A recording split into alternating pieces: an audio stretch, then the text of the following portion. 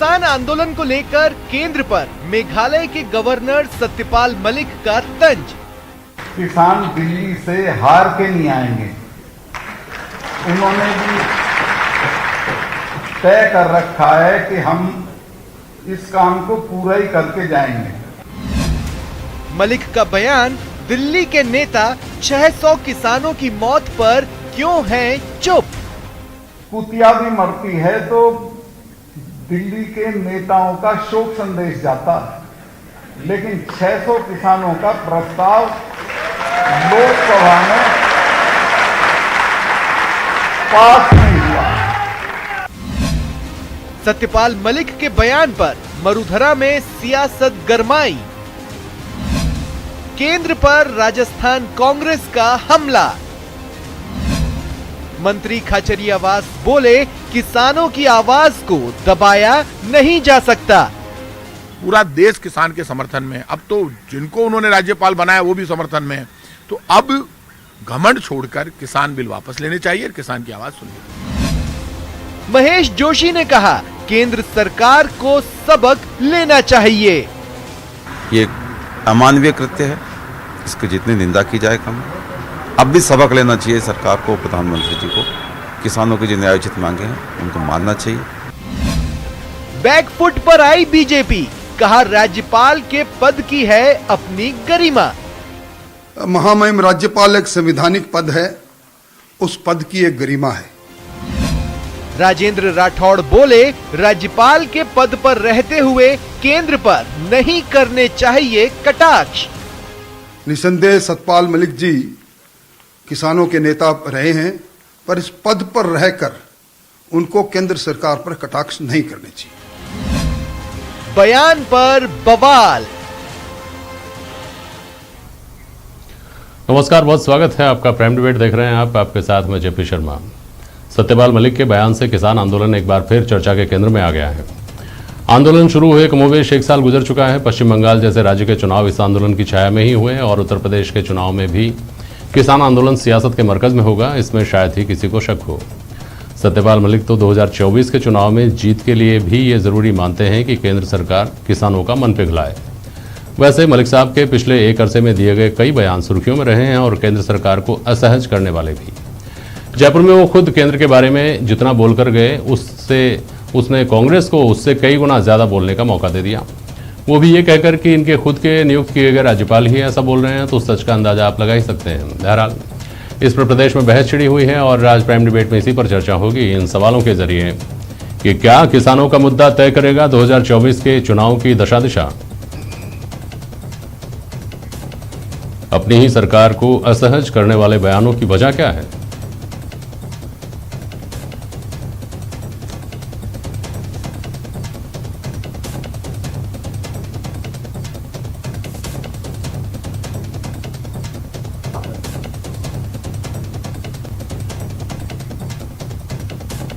चलिए, हमारे साथ माधुराम चौधरी साहब हैं, भारतीय जनता पार्टी के प्रदेश उपाध्यक्ष हैं। आप मोहन डागर साहब हैं, कांग्रेस के प्रवक्ता इस बहस में। एसपी मित्तल साहब हैं, वरिष्ठ पत्रकार और किसान नेता भूराराम जी हमारे साथ जुड़े हुए हैं। बहुत स्वागत करता हूं आप सभी का।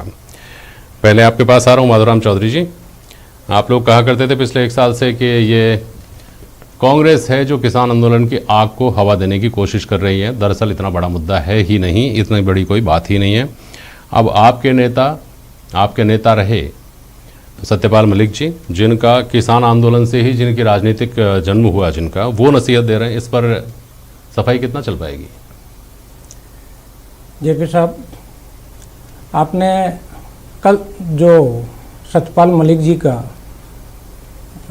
भाषण हुआ उसके ऊपर मैं कहना चाहूँगा, निश्चित तौर पे सत्यपाल मलिक जी किसान नेता है और उन्होंने छात्र जीवन से ही किसानों के बारे में बार बार बात उठाई है, समाजवादी विचारों के रहे हैं निश्चित तौर पे।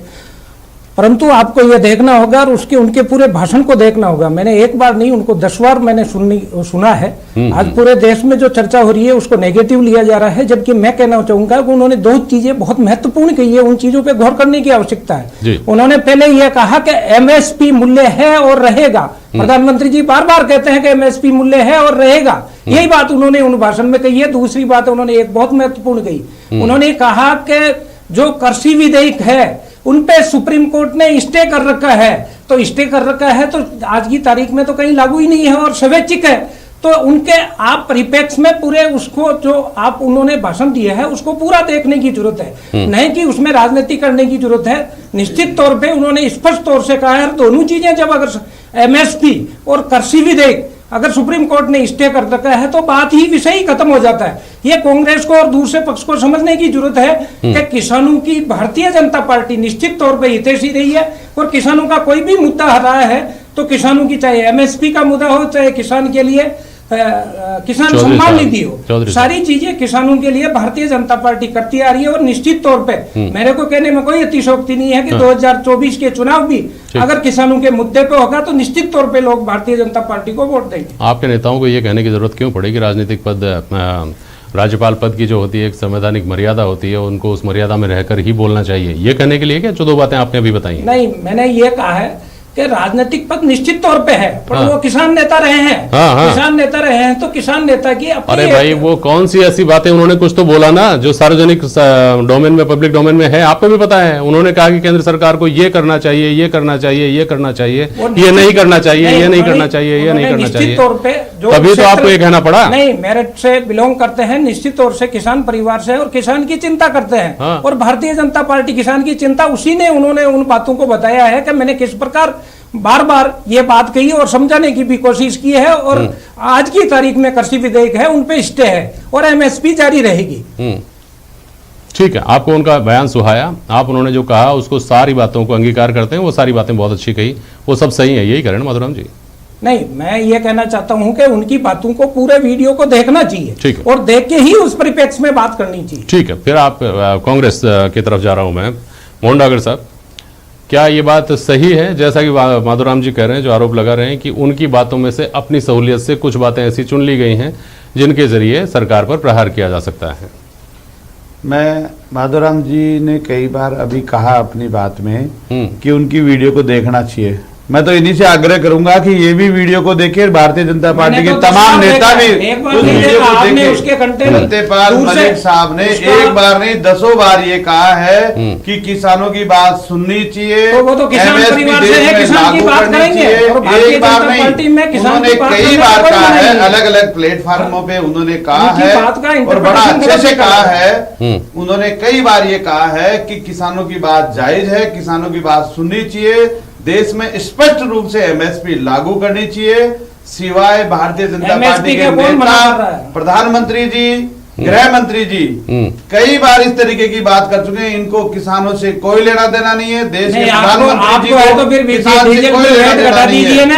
एक बार देश के 600 किसान, आप मुख्यमंत्री जी से बात करिए, डीजल पे रेट जो डीजल पे 10 रुपए घटाए, किसानों की हितैषी है। एक बार भी बिजली पे रेट घटाइए। आपको धन्यवाद देना चाहूंगा उनको कि इस जगह पे आकर भी उनके दिमाग में, मन में किसान है और आज पूरे देश का किसान दिल्ली की तरफ, मोदी जी की तरफ टकटकाई लगाए बैठा है, अपने आप को ठगा सा महसूस कर रहा है कि किस उत्साह के साथ में, किस विश्वास के साथ में उन्होंने किसान सम्मान निधि दी गई है, उसको आप बोल करते हैं। किसान से कोई देना लेना नहीं है भारतीय जनता पार्टी के नेताओं को और भारतीय जनता पार्टी की सरकार को। किसान के ऊपर बात करते हैं, किसान के बताइए आपने किसान के लिए क्या किया है। पहली बार मैं देख रहा हूँ कि बजट को कम किया है, पहली बार हमने देखा है कि एमएसपी पे खरीद नहीं हुई। राजस्थान की बात बाजरे के लिए आप जिम्मेदार हैं, बाजरा नहीं खरीदा। ठीक है साहब, अब सुनिए, एक मिनट सुनिए। अब एसपी मित्तल साहब, एक मिनट आता हूँ मोहन डागर जी आपके पास वापस आता हूँ। हरियाणा की बात कर लेंगे, पंजाब की भी बात कर लेंगे अभी। मित्तल साहब सॉरी, देखिए जो सत्यपाल मलिक साहब ने कहा उसको लेकर माधुराम चौधरी जी तो कह रहे हैं कि कुछ ऐसा कहा ही नहीं। कुछ लोग ऐसा कह रहे हैं कि कहा था, लेकिन जो कहा वो उनकी साफगोई है। कुछ लोग उन बयानों को आने वाले वक्त की उनकी जो महत्वाकांक्षा है, राजनीतिक महत्वाकांक्षा, उसकी बात कहते हैं कि साहब ऐसा नहीं है, ये राजनीतिक महत्वाकांक्षा है इनकी, उसको लेकर के ये सारी बातें बोल रहे हैं। और कुछ लोग कहते हैं कि साहब नाराजगी है जो कहीं कहीं प्रकट हो जाती है, वो अपने आप को रोक नहीं पाते हैं। तो ये कुछ भी नहीं है, या ऐसा है या ऐसा है या ऐसा है, इसमें से क्या लगता है आपको मित्तल साहब? जेपी जी, सतपाल मलिक जी के बयान को मुझे लगता है कि सब लोग अपने अपने तरीके से ले रहे हैं, लेकिन मैं ये कहना चाहता हूँ कि सतपाल मलिक ने जो महत्वपूर्ण बात कही वो ये कहा कि मैं राज्यपाल के पद पे रहते हुए ये जो बात कह रहा हूँ वो शायद दिल्ली में बैठे 2-3 नेताओं को पसंद नहीं आए, और मैं जब अगली बार आऊं तो हो सकता है कि मैं इस पद पर न रहूं, तब मैं बहुत खुल के बात करूंगा। तो ये जो उन्होंने बात की है कि मैं खुलकर बात करूंगा, तो मुझे ऐसा लगता है कि शायद निकट भविष्य के अंदर ही उनसे जो राज्यपाल का पद है वो शायद लिया जाएगा।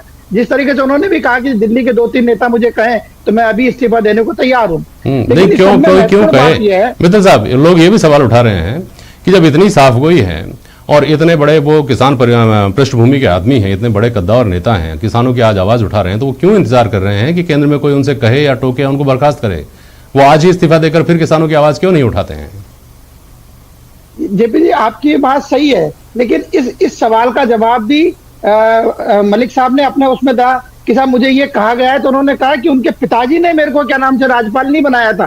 तो जो भाषा का जो इस्तेमाल कर रहे हैं वो मुझे लगता है कि शायद उनको भी देखना चाहिए किस संदर्भ में कर रहे हैं। लेकिन मैं इसमें पूरे परिप्रेक्ष्य में और जो कल का जो जयपुर में दिया गया बयान है उसमें एक बहुत महत्वपूर्ण बात ये जोड़ना चाहता हूँ कि सत्यपाल मलिक जम्मू कश्मीर के तब राज्यपाल थे जब अनुच्छेद 370 को वहां से हटाया गया। तो ऐसी स्थिति में उनकी बहुत महत्वपूर्ण जिम्मेदारी है, और मैं समझता हूं कि जिन परिस्थितियों में और जिन हालातों के अंदर वहां से 370 को हटाया गया, उसमें बहुत सारी गोपनीय सूचनाएं उनके पास होंगी जो देश हित के अंदर महत्वपूर्ण होंगी। तो यदि मान लो वो इस पद से हटने के बाद में यदि उन सूचनाओं को यदि सार्वजनिक करते हैं तो मुझे लगता है कि देश के लिए भी खतरनाक स्थिति होगी। ऐसी स्थिति का स्वाभाविक है कि ये जिम्मेदारी होनी चाहिए केंद्र सरकार की भी कि वो सत्यपाल मलिक से बात करें, और जो वो मुद्दे उठा रहे हैं उन पर भी विचार विमर्श होना जरूरी है। जहां तक नेताओं का सवाल है, सब जानते हैं कि सत्यपाल मलिक भी पहले क्या नाम से किसान नेता रहे, भारतीय जनता पार्टी के नेता रहे, तो राजनीति के अंदर ये सब ऐसा चलता है। हमने पिछले दिनों ही पंजाब में देखा कि जो अमरिंदर सिंह है, जब कांग्रेस ने उनको क्या नाम से मुख्यमंत्री के पद से हटाया तो उन्होंने भी हाईकमान के लिए बहुत सारी बातें कही हैं। तो राजनीति के अंदर सारी चीजें चलती हैं, और सत्यपाल मलिक जी के लिए जरूर ये कहना है कि यदि उनको बात कहनी है तो वो राज्यपाल पद से इस्तीफा देकर ही कहें। ठीक है, मोहन डागर साहब, आप लोगों को तो बहुत बेहतर एक मौका मिल गया है। भाजपा में रहकर ही भाजपा के खिलाफ बोलने वाला और आपकी बात बोलने वाला एक व्यक्ति भाजपा में रहकर से मेरा मतलब स्पष्ट है यहाँ कि केंद्र सरकार के द्वारा नियुक्त राज्यपाल केंद्र में सरकार भाजपा की है। तो ऐसी स्थिति में क्या आप जब हमला कर रहे हैं भारतीय जनता पार्टी के ऊपर, तब आपको पंजाब भी याद आता होगा ना? भी आप हरियाणा पंजाब की बात कर रहे थे, सिद्धू ने जो कहा वहाँ की चन्नी सरकार के बारे में, मुख्यमंत्री जी के फैसलों के बारे में, अमरिंदर सिंह के बारे में, मैं आपको निवेदन करना चाहूंगा कि पूरे देश में किसी विधायक ने, किसी सांसद ने, किसी स्वयंसेवी संस्था ने, किसी ने 3 कृषि कानून लागू करने की बात नहीं की। ऐसी क्या जरूरत पड़ गई थी? नहीं, मेरे सवाल का जवाब दीजिए आप जी। जैसे सतपाल मलिक साहब का जमीर जगा हुआ दिखता है आपको, वैसे क्या आपको नवजोत सिंह सिद्धू का भी जमीर जगा हुआ दिखता है क्या, जब वो सरकार पर सवाल उठा रहे होते हैं, पंजाब सरकार पर? ऐसा है, कांग्रेस पार्टी एक ऐसी पार्टी है जिसका हर एक व्यक्ति, हर एक कार्यकर्ता, हर एक नेता हमेशा कांग्रेस पार्टी में अपनी बात रखने का, अपनी बात को प्लेटफॉर्म पे रखने का अधिकार मिलता है। कांग्रेस पार्टी का एक ऐसा संवैधानिक लोकतंत्र है जिसमें हमेशा कार्यकर्ता अपनी बात खुलकर रखता है, और शुरू से हमेशा से इस बात का सम्मान किया जाता है। कार्यकर्ता की आवाज को, कार्यकर्ता की बात को कभी नहीं दबाया गया, और हमेशा हर प्लेटफॉर्म पर कांग्रेस का कार्यकर्ता, कांग्रेस का नेता अपनी बात रखता है। ठीक है, और हमेशा ये बात रखता आया है। ठीक है, बुराराम चौधरी जी, बुराराम जी, आपको आवाज सुनाई दे रही है मेरी? नमस्कार।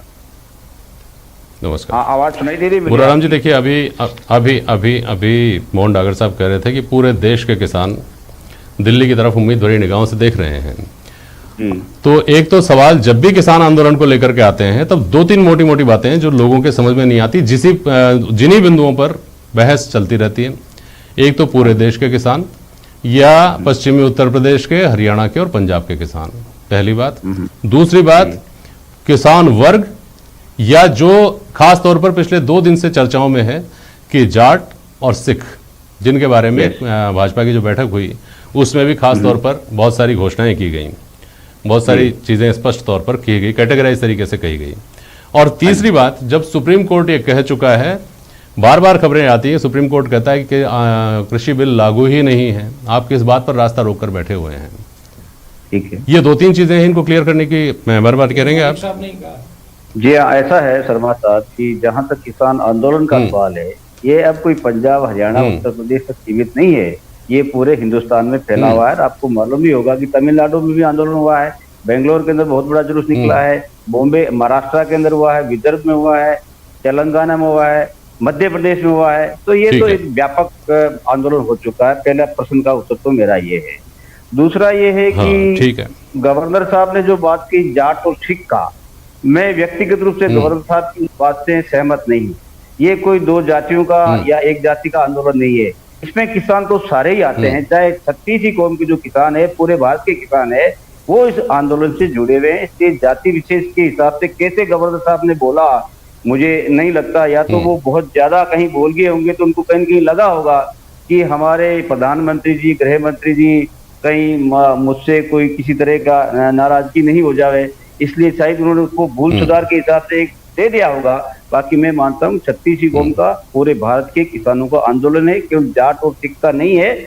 और जहां तक बात है, गवर्नर साहब बार बार जो बात कहते हैं वो बिल्कुल सही कह रहे हैं कि भाई आप MSP दे दो, न्यूनतम समर्थन मूल्य दे दीजिए आप, और किसान उठ जाएंगे। और हमारी भी किसानों से बात होती रहती है, मेन मुद्दा उनका न्यूनतम समर्थन मूल्य से ही। माननीय प्रधानमंत्री जी भी कहते हैं MSP थी, है और रहेगी।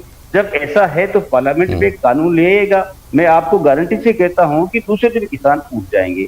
बात रही सुप्रीम कोर्ट के स्टे की, तो ये बात सत्य है, सुप्रीम कोर्ट के अंदर स्टे है, परंतु स्टे होने का तात्पर्य कभी ये नहीं है कि किसान अपना आंदोलन जारी नहीं रखेंगे, क्योंकि अल्टीमेटली सुप्रीम कोर्ट पार्लियामेंट को कई बार ओवररूल कर देते हैं, कई बार नहीं भी करते हैं। इसकी कोई गारंटी नहीं है, इंटरप्रिटेशन पे डिपेंड करेगा, ये तो लॉ का बाद में जाकर के। इसलिए किसानों को बराबर डर लग रहा है कि पता नहीं ये कानून आगे जाकर के लागू हो जाएगा पूरी तरह से, तो ये निश्चित रूप से हमारे लिए नुकसान वाली बात ये तो नहीं। तो एक बात मुझे ये समझाइए कि क्या इस बात का इंतजार करते रहेंगे क्या कि सुप्रीम कोर्ट का फैसला जब आएगा तब पार्लियामेंट उसको ओवररूल कर देगी, नहीं कर देगी? और इतने कितने उदाहरण मुझे बताइए आप, आपको याद है कि बड़े आंदोलन हुए हों और उनमें किसी तरह के समझौते नहीं हुए हों?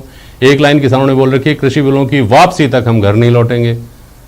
वो ऐसा है कि बहुत सारी बातें होती है, तो जब बैठेंगे, बातचीत होगी, तभी तो नेगोशिएशन। आज तक आपने भी बहुत सारे आंदोलन देखे, हमने भी देखे हैं, उनमें बैठकर बातचीत होती है, बहुत जगह मध्यस्थता होती है, कई जगह सीधी बात होती है, तय हो जाता है कि ये 10 मांगे हैं, 12 मांगे हैं, 15 मांगे, इनमें से इतनी मांग ली जाएंगी, और जो नहीं माननी होती है उनके लिए कमेटी बना दी जाती है।